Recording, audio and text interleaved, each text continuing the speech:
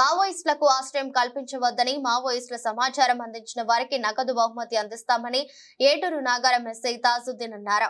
ఏటూరు నాగారం మండలంలోని చింతలమూరి గుత్తి కోయగూడెం మావోయిస్ట్ ప్రభావిత ప్రాంతాలను ఏటూరు నాగారం ఎస్ఐ తాజుద్దీన్ శనివారం స్పందించారు. ఆదివాసీ ప్రజలు ఏజెన్సీ ప్రాంతాల్లో దట్టమైన అడవుల్లో నివసిస్తున్నందున వారికి విద్యా, వైద్యం, కనీస సౌకర్యాలు, వారి సమస్యలను అడిగి తెలుసుకున్నారు. మారుమూల గ్రామీణ ప్రాంతాల్లోని గుత్తి కోయగూడాలను, మావోయిస్టు ప్రభావిత ప్రాంతాలను సందర్శించి వారికి అవగాహన కల్పించారు. ఈ కార్యక్రమంలో పోలీస్ సిబ్బంది తదితరులు పాల్గొన్నారు.